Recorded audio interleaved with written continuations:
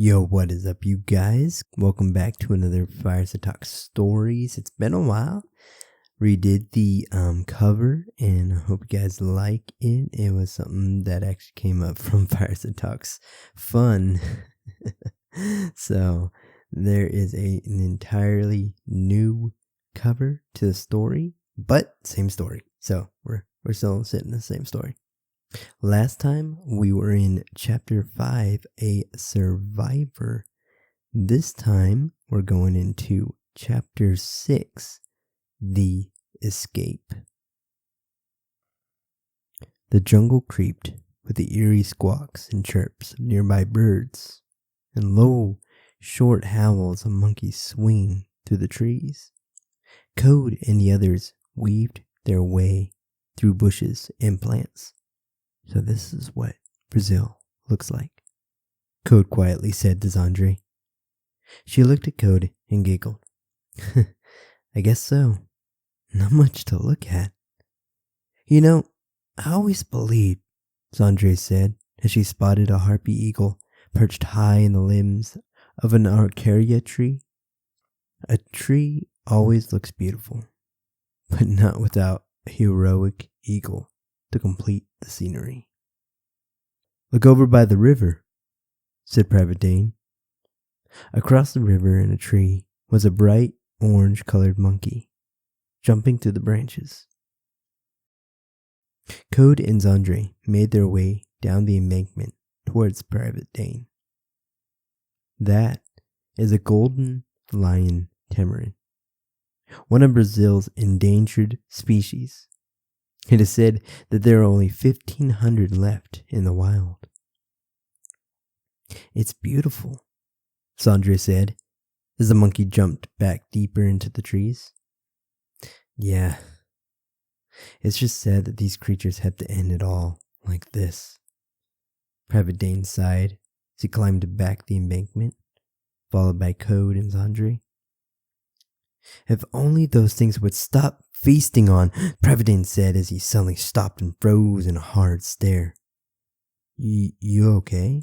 Code asked, as Private Dane suddenly dropped to the forest floor. Everyone down, Private Dane whispered.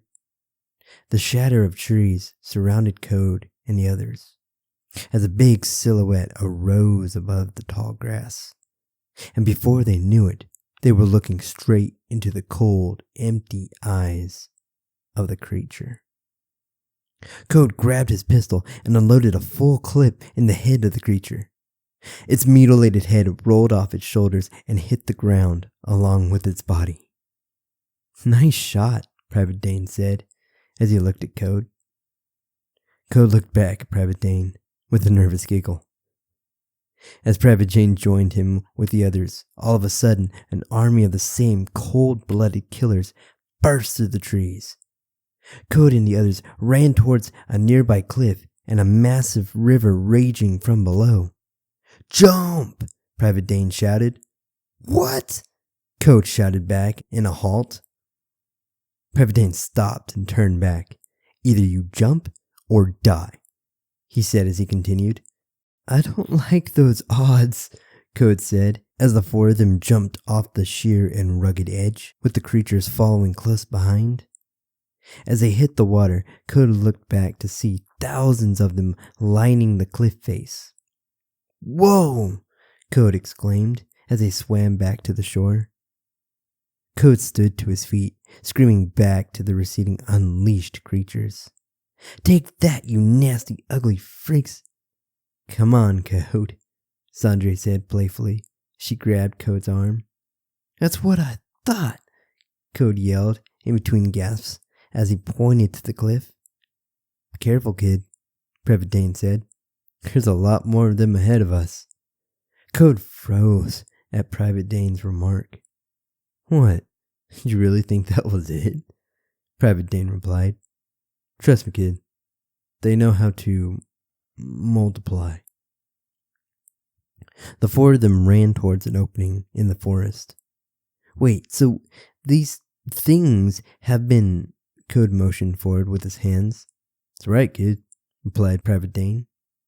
With the original first one having the brain of your grandfather, That one began the process, and instinct began to kick in later on.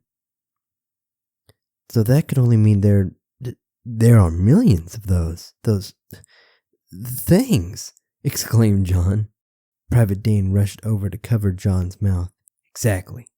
Unless you want all of them here at one time, I suggest we keep our voices down. Got it? Mm-hmm. John muffled as Private Dane removed his hand. With the sun beginning to set, Private Dane and the rest found a place to camp. I suggest we camp here tonight, Code. You and I will have first watch. The rest of you, rest here for a bit. John, Sandre said, you mind going to get some... John! Sandre grabbed John's arm, who proceeded to grab a fruit off the forest floor. What? I got hungry, John replied. But you don't know what that is? Sandre exclaimed. John looked at his hands as he held one up. It's a mango. Ugh, Sandre replied in disbelief. He's not wrong.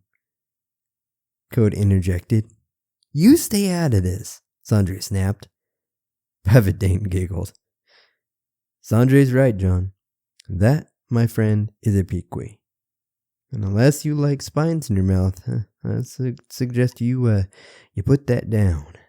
Pfft, John scoffed. Seriously? A fruit with spikes? Give me a break. His eyes widened as he opened the fruit, only to reveal spikes within the core of the piqui. Here, Private Dane said, as he tossed the mango to John. John smiled with glee as he began devouring the actual mango. You enjoy that. I'm gonna go get some firewood.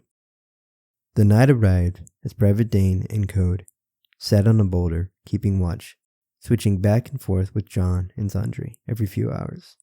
By daybreak, Private Dane was the first to awake, making breakfast. John was awoken from the smell of cooked bird and eggs. He said in delight as he approached Private Dane. What are you making? He asked. Brazilian teal, Private Dane explained. Sounds great, said Code from behind. Yeah, Sandre said, yawning. Wow, this is good, John said as he took a piece of meat. The four ate breakfast, packed up, and continued along. So, where exactly are we headed? Asked Sandre. North, replied Private Dane. The creatures all seem to centralize the south, and haven't seemed to have a desire to travel north. Civilization, Code said. Exactly, replied Private Dane. Even with the consciousness of a human, the creatures still like to avoid humans at all costs, unless provoked. That would explain them trying to kill us, John smirked. We're all up on their turf and they're all like, yo, dudes and dudette, best be bouncing off of our turf before we get up all on your grill. You heard? The others stopped and stared at John. What? John replied. Anyways, Private Dane said. Up north, I know of an abandoned airport. We should be able to call for help there and escape.